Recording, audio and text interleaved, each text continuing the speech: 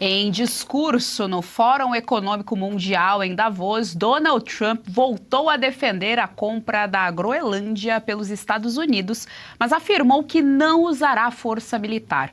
O americano ainda ameaçou a Europa e a OTAN com retaliações. Trump disse que apenas os Estados Unidos conseguem garantir a defesa do território, hoje pertencente à Dinamarca. Assunto para o nosso correspondente internacional, Ivan Kleber, que vai trazer as atualizações para a audiência da nossa tarde aqui na Revista Oeste. O Ivan Kleber já está aqui conosco no telão. Ivan Kleber, seja muito bem-vindo ao JDO segunda edição. Olá, Geisiane, sempre uma alegria estar por aqui, uma saudação especial a você e a toda a audiência que nos acompanha na tarde aí desta quarta-feira. Geisiane, o tom da cobertura da mídia internacional foi na declaração que o presidente Trump disse que não estaria pensando ali no uso militar para a questão da Groenlândia, mas sim, eventualmente, que se abrisse ali uma negociação para que ele pudesse, porque os Estados Unidos pudessem comprar a Groenlândia. Mas nós temos uma atualização de aproximadamente 10 minutos atrás. Geisiane, vou trazer aqui essa notícia. Aparentemente, nós temos um acordo entre os Estados Unidos e os países europeus. O presidente Trump está revogando as tarifas que entrariam em vigor a partir do dia 1º de fevereiro, após uma reunião produtiva com o secretário-geral da OTAN, o Mark Rutte. Ele disse o seguinte, abre aspas, com base em uma reunião muito produtiva que tive com o secretário-geral Mark Rutte da OTAN, formamos uma estrutura de um acordo futuro em relação à Groenlândia e, de fato, a toda a região do Ártico. Essa solução, se consumada, será ótima para os Estados Unidos da América e todas as nações da OTAN. Com base nesse entendimento, não vou impor as tarifas que estavam programadas para entrar em vigor em 1º de fevereiro. Discussões adicionais estão sendo realizadas sobre o Golden Dome, no que diz respeito à Groenlândia. Mais informações serão disponibilizadas à medida que as discussões avançam. O vice-presidente J.D. Vance, o secretário de Estado Marco Rubio e o enviado especial Steve Witkoff e vários outros, conforme necessário, serão responsáveis pelas negociações e eles responderão diretamente a mim. Obrigado por sua atenção a este assunto, presidente Donald J. Trump. Então, notícia de 10 minutos atrás, Geisiane, confirmando aí algo que nós havíamos antecipado para a nossa audiência, tanto aqui no Jornal da Oeste, como também no programa de Leste a Oeste, que foi ao ar na última sexta-feira, que nós tínhamos, sim, a possibilidade de um acordo entre os Estados Unidos e os países europeus membros da OTAN. Aparentemente, esse acordo agora vai para a mesa, os dois lados vão conversar e confirmando, voltando aí para o discurso de Davos, que o presidente Trump disse que não usaria da opção militar para a questão da Groenlândia. Agora, voltando um pouco, Geisiane, se você me permite, ao discurso do presidente Trump ali no evento, ele fez críticas aos países europeus, sobrou até para Angela Merkel. Os senhores lembram da Angela Merkel? Pois é. Ele disse que a Alemanha enfrenta a atual crise energética por conta de governos passados, não por conta do atual governo. Ele também criticou o Reino Unido. E isso eu posso dizer por experiência própria, que eu sinto aqui no bolso, o preço da energia muito cara, sendo que nós temos uma das maiores reservas de petróleo do hemisfério norte, mas por questões ambientais, então ela não é explorada. E o presidente Trump fez essa crítica ao Reino Unido justamente por conta dessas questões. Ele disse também que os Estados Unidos estão avançando em relação à inteligência artificial, muito além do que a China possa acompanhar. Então foi um discurso que lembrou, pelo menos a primeira parte do discurso, Geisiane, aquele Trump da campanha, o Trump do início do mandato, um Trump raiz, se os senhores me permitem colocar assim, e ele escolheu o lugar certo, o foro ali de Davos, econômico mundial, ele serve justamente para isso. Tanto ele quanto o Milei fizeram discursos muito bons, principalmente o presidente da Argentina tocando nessa questão, e também Trump aproveitou para fazer uma defesa do seu primeiro ano de governo, trazendo ali dados da economia, questão da imigração, e tão logo então ele terminou esse discurso, aparentemente as reuniões paralelas ali começaram e nos renderam essa publicação do presidente americano de 10, 12 minutos atrás, que abre a porta definitivamente para uma negociação e o fortalecimento da presença americana e da OTAN ali no Atlântico Norte. Gesiane. Ivan Kleber, trago aqui à tela os nossos analistas políticos do dia. Jorge Serrão, estamos com o nosso querido correspondente internacional, Ivan Kleber. Sua pergunta. Grande Lorde Ivan Kleber, esse Fórum Econômico de Davos desse ano teve também uma crítica ao modelo como o sistema financeiro internacional vem funcionando e sobre a própria arrogância da chamada oligarquia global, que se define como uma elite e que tenta impor suas teorias para o mundo afora e elas não estão funcionando direito. E Donald Trump foi o cara que deu a chacoalhada geral nisso tudo. Como é que está sendo esse lado crítico, essa visão diferente que começa a ser exposta no Fórum Econômico Mundial a partir da atuação de Donald Trump? Olá, Serrão, sempre uma alegria também estar aqui com você. Olha só, se a gente está vendo, não é, um embate muito forte na geopolítica, mudanças de paradigmas, enfim, tempos diferentes, não é?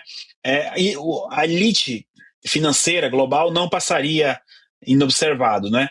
Havia um consenso até alguns anos atrás de que algumas agendas da ONU, aquela questão principalmente envolvendo a Agenda 2030, com o lema "você não terá nada e será feliz", aparentemente faltou combinar com o povo, né?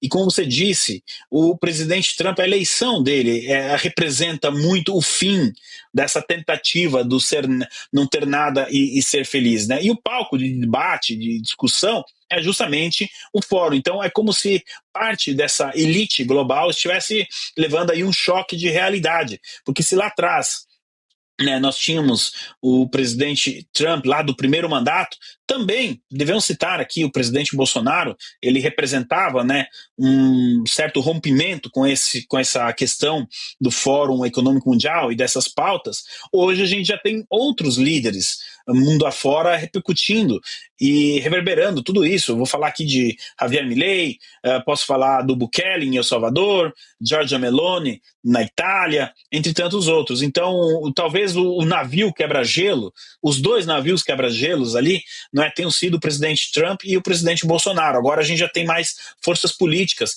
falando disso, e justamente em um momento em que o mundo, né, passa por tantas mudanças. A gente repercutia ontem, né, o primeiro ano do mandato do presidente Trump, o fim da agenda woke e tantas outras agendas ideológicas importantes para a esquerda, que foram confrontadas com a realidade e a realidade das ruas, das populações mundo afora, que não aceitaram esse slogan, não teremos nada e seremos felizes. Geisiane, eu acredito que você também não seria do clube do não ter nada e ser feliz, né?